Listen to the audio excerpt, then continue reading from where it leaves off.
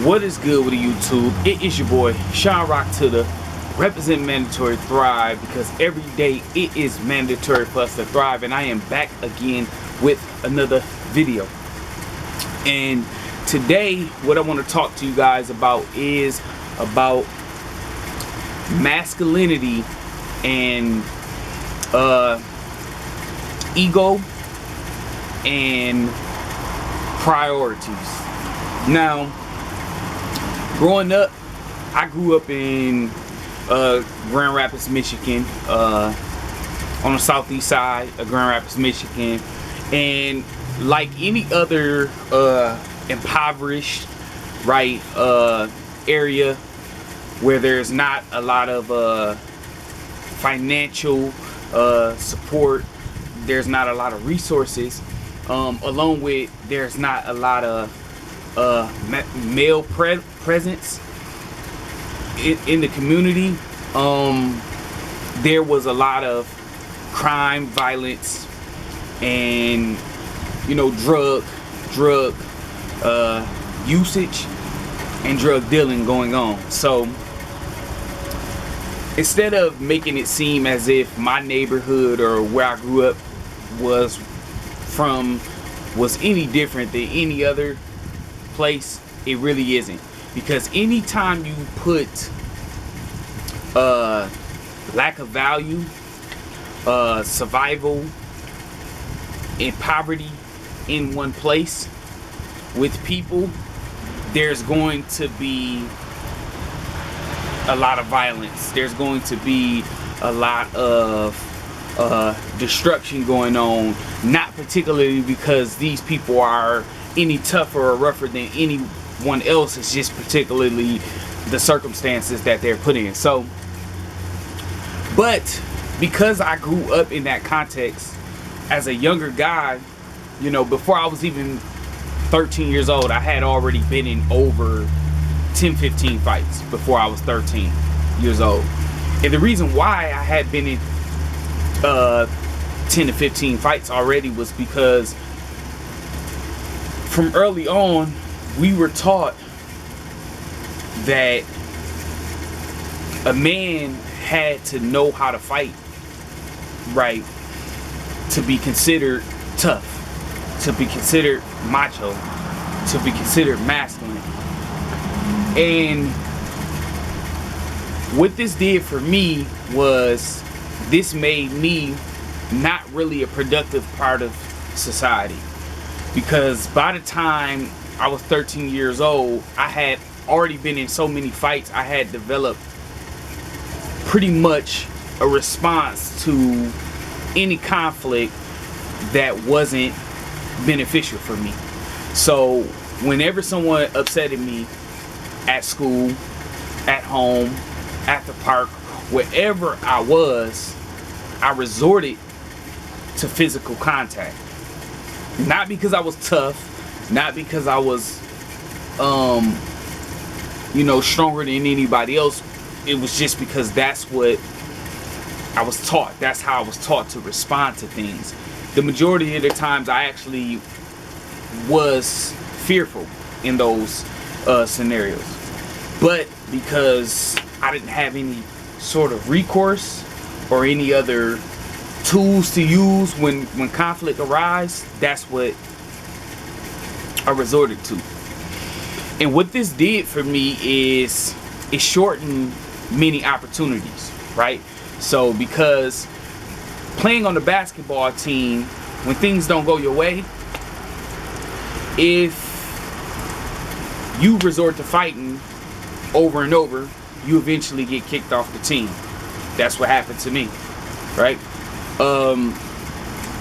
When you're playing football, if you resort to fighting all the time, you eventually get kicked off the team. Same with in being in school. If every time a conflict arises, you resort to fighting, physical contact, you eventually get kicked out of school. Not only that, this type of behavior also makes people feel as if they don't want to be around you, right? They don't want to be around you. They don't want to deal with you because every time you go somewhere, every time we hanging out, every time we having fun, you ready to get physical and you ready to fight. But I had one case scenario when I was about 18, 19. There was a guy who I had knew. He wasn't from the streets, he wasn't from the hood, and a guy who I knew from the projects was like in his face. He was like, yo, you did this is what I want to do to you, this is what I'm going to do to you, let's get it done. And the dude looked at him up and down, looked him straight in his eye. He said, man, look, I got better things to do. I don't have anything to prove to you. If you touch me, I'm going to protect myself. But as long as you don't touch me, I'm going to continue to move on and do what I got to do, because I don't have time for that type of foolishness. And he put his hand out to shake his hand, and the dude didn't shake his hand, and then he just walked away. And for me, this was the oddest thing that I had ever seen, because I had never witnessed nothing like that in my whole life. Every time some conflict happened in my neighborhood where I grew up, things got physical immediately. And if things didn't get physical immediately, that's my kids. If things didn't get physical immediately, basically, you were told by friends and family that they needed to. And if you didn't do it, then what's up, y'all? Y'all finna head out? Alright, love y'all. Have a good day. Here go the keys. Alright. Good catch. But if you didn't get physical, you was getting talked about, it was going down for you. But ironically, what that guy did showed more strength, more self-control, more courage, and more power than any of the guys, including myself, that I've seen punish dudes. I say all that to say this. Being masculine, being a man, isn't defined by fighting. It isn't defined by shooting. It isn't defined by your ego. Being a man, being masculine, is being able to protect yourself, but also having other tools in your toolbox to deal with the challenges or the differences that we may face with other men, other than physically utilizing your hands. That's the point that I wanted to get across to particularly to the young generation.